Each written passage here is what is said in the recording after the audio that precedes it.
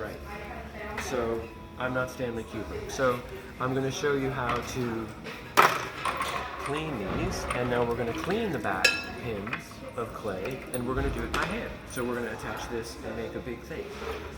So the way I have found it's easy is to hold the wing nut in your fingers like this, reach underneath the hole and sight it by eye,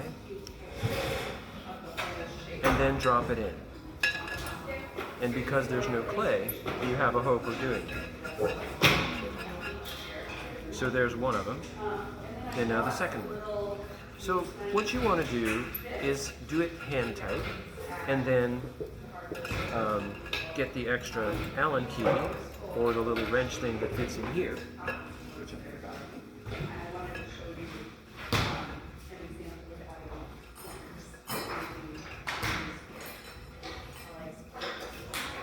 The hexagon of this fits into here and tightens it a little bit.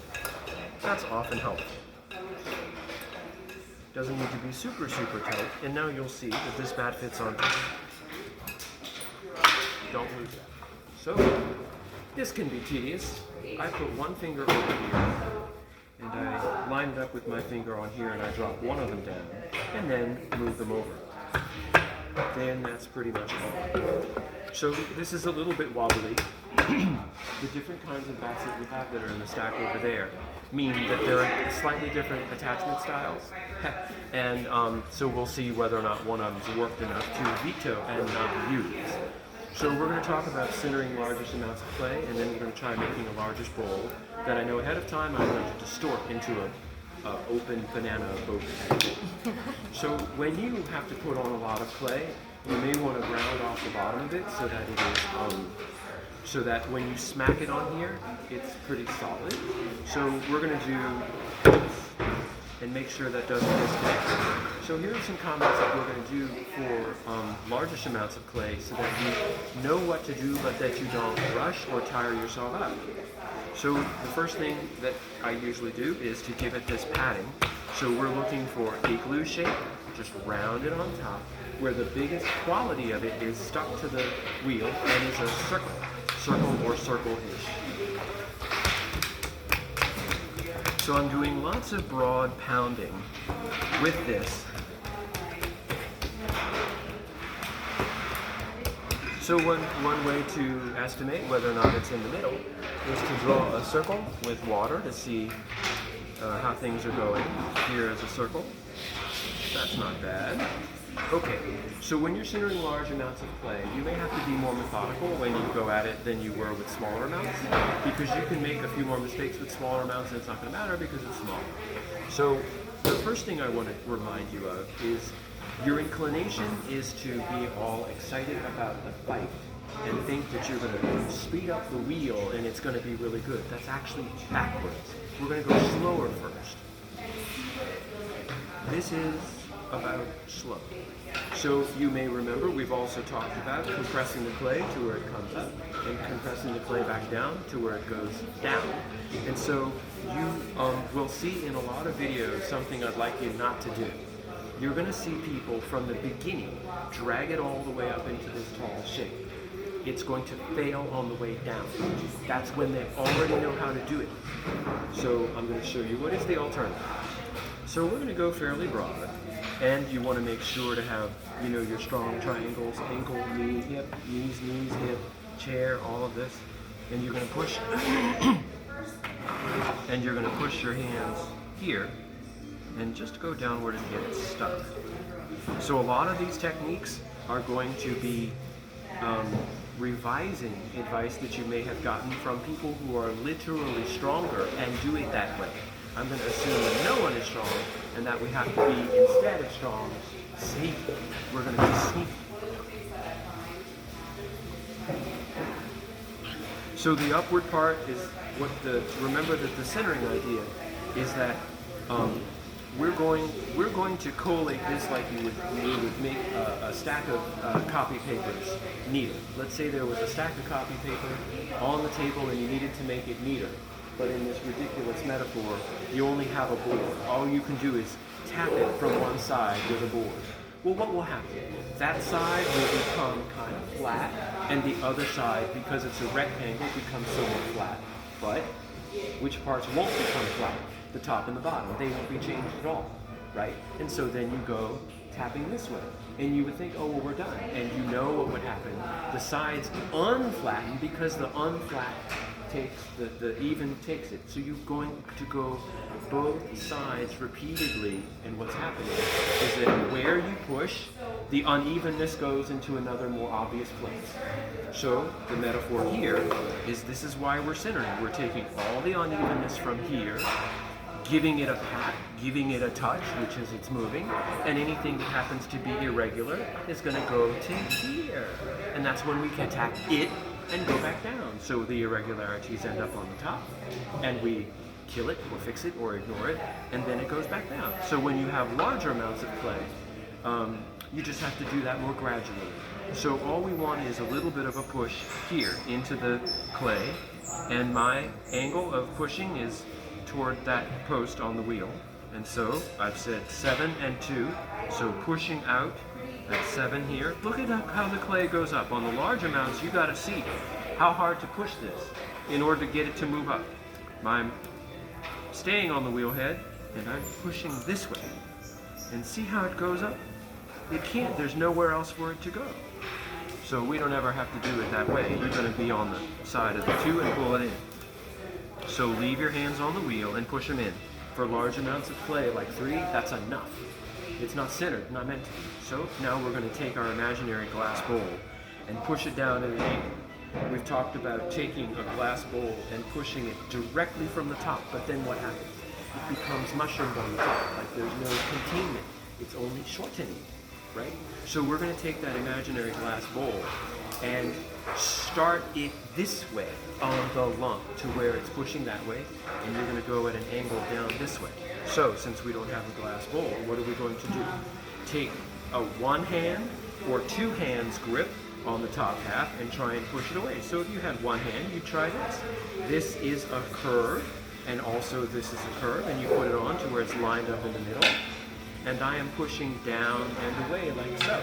Or you will also see people have some combination of hands. Now, one combination you're going to see in the videos I'd like you to avoid. When people have done this, right, it is very flattening and very flattening, and it can work, provided as you go down, you let this one out. Because if you do this, all you're doing is this, and thinking it's going to go up. So we'll edit that in case it should happen. So let's push this down here. Now watch. I'm going to clean this off artificially. It's never this clean. Now you watch this circle here become a bigger circle. And there's only one reason that it would become bigger, this circle, is if from above, you're pushing like so. And now watch, it's going to happen. So my hands are nowhere near the bottom, but I'm pushing outward at a downward angle away from my neck. And now it's round, but you see how that small circle got bigger? So that's the general change. It shouldn't be too flat. I had opinions about not going too tall. I also had opinions about not making it too flat. Oh, and you use the square kind. I like them. You have to get used to them, don't you? Actually, I like them better than the circle ones. They keep coming out with different colors, and I have to hold back just to get it because it's a different color. Yeah. So now we're going to go in. Now let's see, that was one centered. Let's do it again. So we're going to push here, and you will know that it's better and better centered when you push on it, and it goes up sooner. It goes up sooner. So I think that's enough about the centering for the moment. So now I'll go like a hand and a half. See how this is higher? Now the first issue you're going to have by accident is that this gets too big. This gets all squished. So drag your hand on the wheel and make sure that this is kind of very clear to see that there's wheel and then there's that. So I'm going to make it a little bit taller so that that pushing down method is a little more obvious. So you're going to work on the incoming side. Now let me show you how hard this is pushed. You'll see people go super hard. This super hard is made by this circle here being displaced forward like a bendy straw as much as itself. That's a lot. If you can do that, good for you, but you don't have to push that hard. So I'll show you how hard is that push. Now I also want to show you a thing. I'm going to show you how the clay wishes to be in center if you tell it exactly one thing.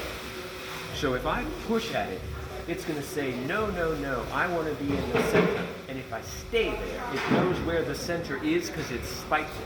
It's going to build up on me. So I'm going to make it tall in such a way that you see that. So I'm going to hold my hands in a really unnatural way so that all of you from these at different angles can see it. But I'm going to hold my hand here, I'm going to bend it, and then it's going to come to equilibrium as I stay there. Whoops, no, that's too wrong. Okay. I'm not moving. See how it came to center? So if I rushed it, it was gonna be centered and then I'd fold it. So many of you at the top of your new pieces, which are tall, you're gonna fold it over and that's the problem. Let's try it again. You can use this. So I'm gonna lean onto more of it and you'll see it happen more slowly.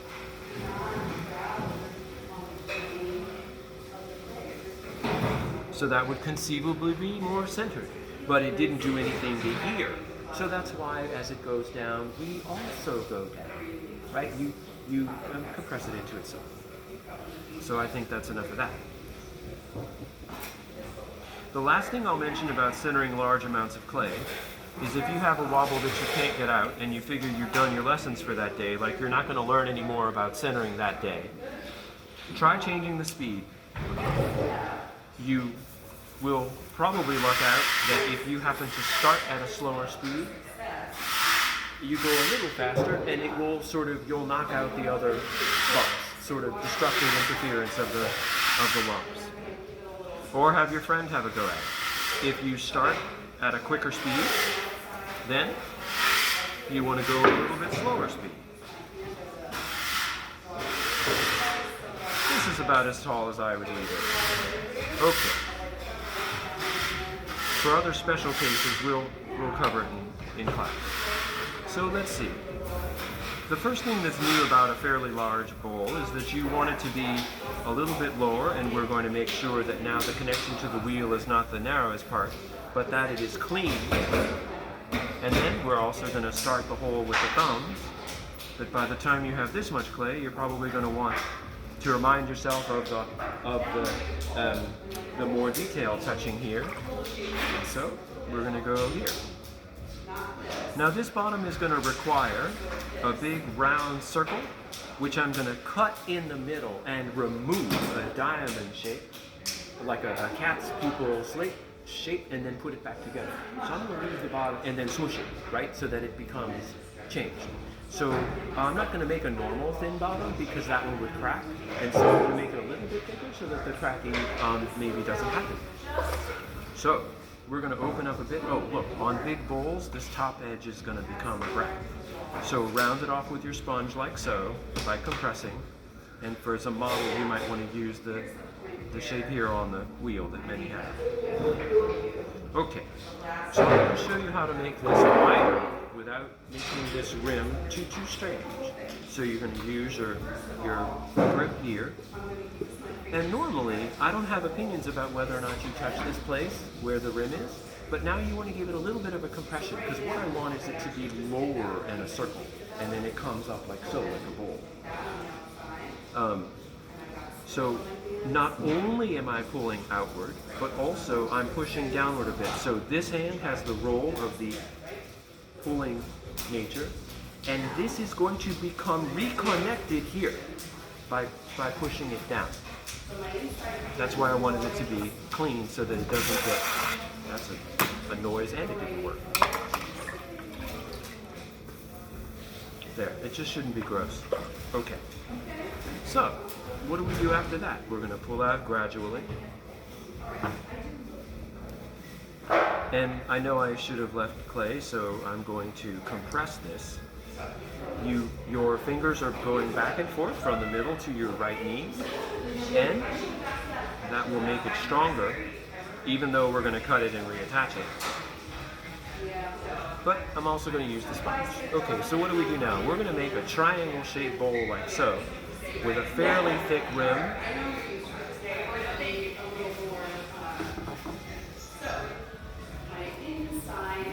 Right. I'm going to do a little bit more compressing on that when it gets a little bit harder, bigger. So we're going to use the hand shoving method because we want to make a triangle shape on the way up. So this hand here is going to be kind of at an angle where we're interested in. So you might think to this shoulder. And on the inside, we're just going to say, hey, look it, wouldn't you like to crawl up towards my thumb? And so we're going to do this. Now look it, this is going to hinge, and this is very stable, and this is sort of floppy. So I'm going gradually up, and look at the outside surface. The outside surface should be fairly smooth. You don't want to have grooves there yet. We're going to put some serious grooves into it because even though a banana, the way I'm going to interpret banana is that it's got chevron type shapes, but we don't need any of that yet. I'm going to do one more effort to raise the wall that's more like a shove.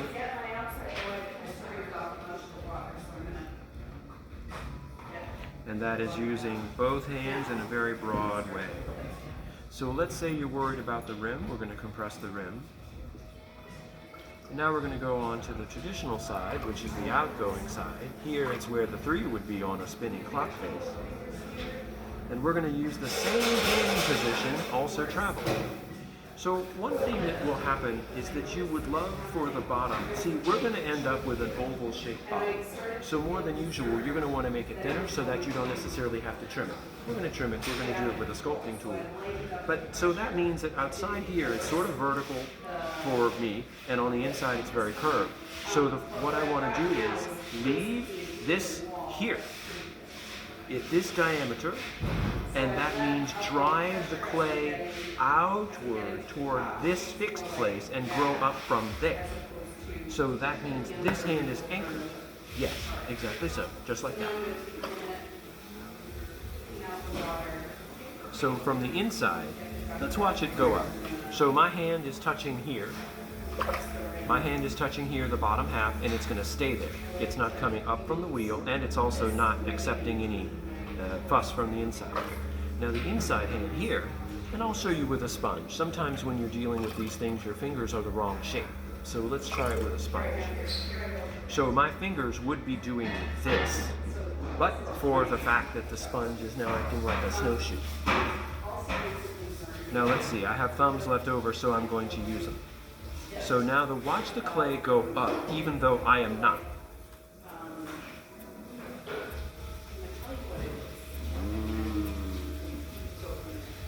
So once it goes up, then you follow.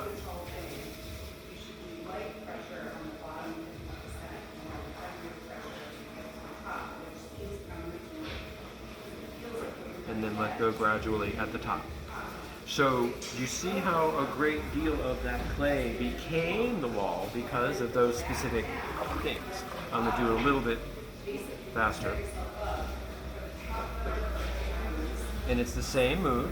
Now when it's not the sponge, you could use this. It's going to be like so.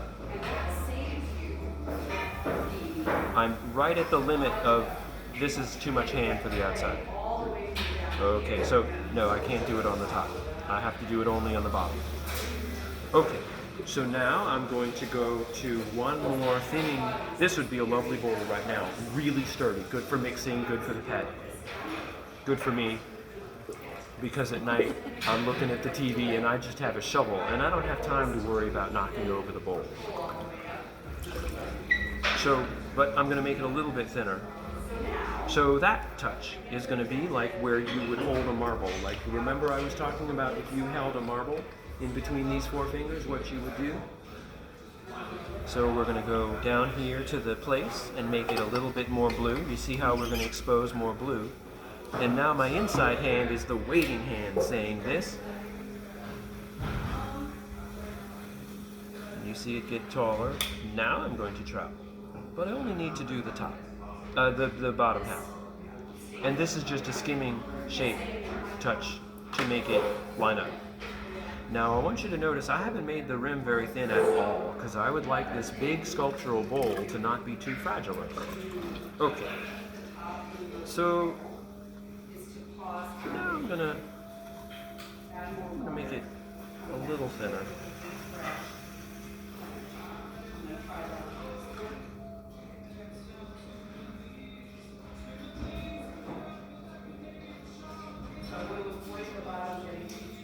So because I know I'm going to distort it, now this would be a much different bowl demonstration in a moment. So this is how you might begin all the bowls. It doesn't matter that we're going to distort this one. So I want this one to be a little bit flatter. So I'm going to compress this and make one last change. This might be a mistake. I really don't want to trim this afterwards. Okay, so now we have the thickness I can live with, and now we're going to make some dents in the side to make it a little bit interesting. Now let's say you wanted a super smooth thing. You could, oh, this was a very big mistake. Let's get another one. Oh, what's this? Here, let's use this side. So let's say you weren't doing this banana foolishness and you just wanted to make it smooth. We would do this. A perfectly nice bowl.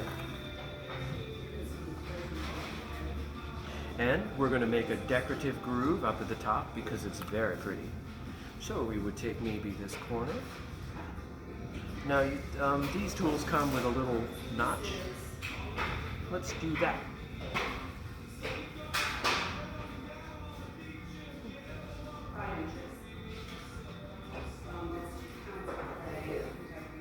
So many tools have a groove here which you can use. If you're handy with a file and you have a couple old credit cards glued together, you could saw it out.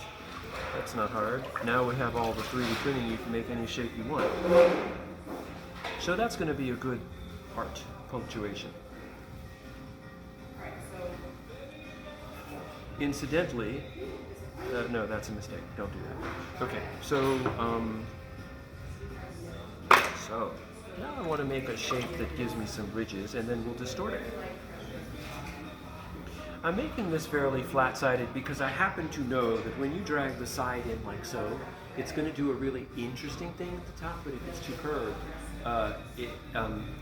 things will happen which you won't like. So I'm going to use this to begin to make some grooves in the thickness of the bowl.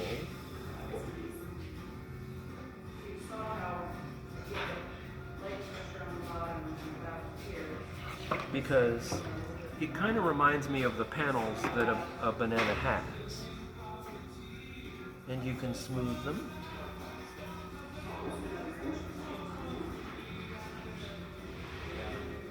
But you see that the general shape is the same. Okay, so now this is a normal object, and we would remove off a little clay under here if this were our normal bowl, but now we're going to be fancy. So what we want to do is cut a slit through the middle and reattach it, and then leave that on the back. That's all of that. See a needle? Oh no, brought one. So I brought a wooden stick. So you can't see this from where you're sitting, but I'm going to draw a line here that is in the middle and fairly middle. So there's a lot of estimation about how I suppose if you made a really big one, then it would compress a great deal. But I'm only going to do this one. So that's one stab there. Cut. And I have started the cut from both points downward. In other words, I have a line and I'm taking a stab and curving like so. It's not to the end, and then I start it at the other end and go, because the end is super important. And you won't get it right otherwise.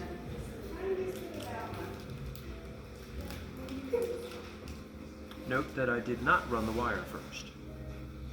Oh, actually, I can show you. It's on the back. Dirt. Show it.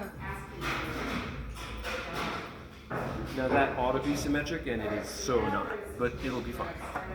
So what's going to happen is that we're going to remove that out. How, you might ask? How? Yes, oh, good question. Very good for you. So we're going to run the wire underneath, which severs the little bit and it from the bottom. And now we poke and get it. Yay! And so now we're going to scratch up the inside here. Every bit of voodoo that you have in order to get this to be together is fair game.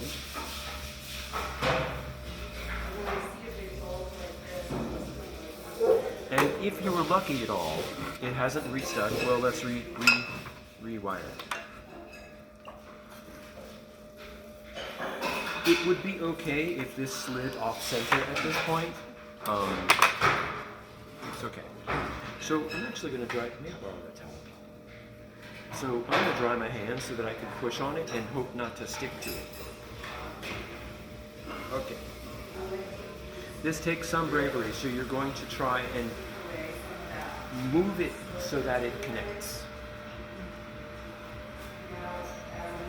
I have to pull it up some because the bracket did stick.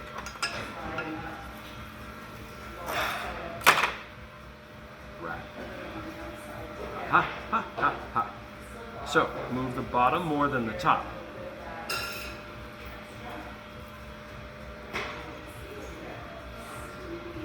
There. There. And so, do you see now the seam? And now we're going to really hope that we smush this together. And then we're going to change the rim a bit so that it accentuates that.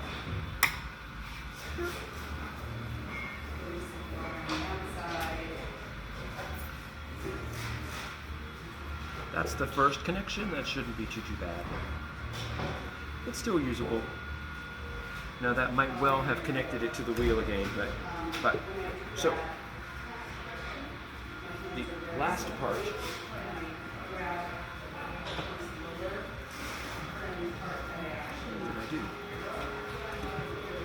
is this.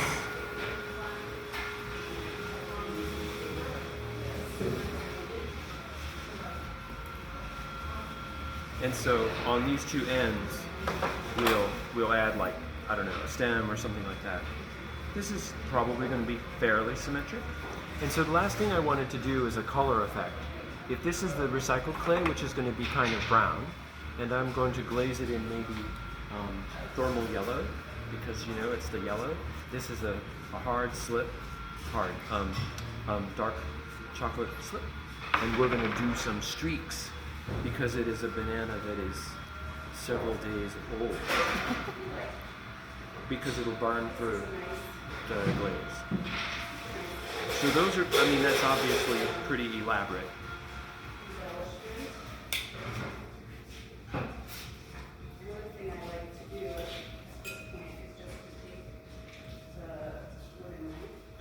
Now this is a very rushed painting job.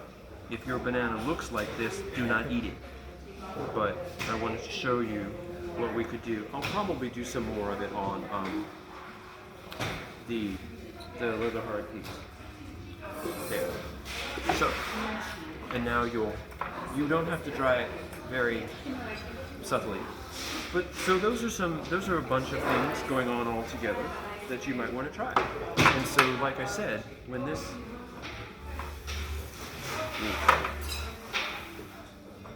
so now you would when this is late fresh, not as far as leather hard, you're going to put it on paper and compress the bejesus out of it, because the seam underneath may still look not good. But this is a fun shape that fits into the buckets still. So those are the things that I would say. Good luck.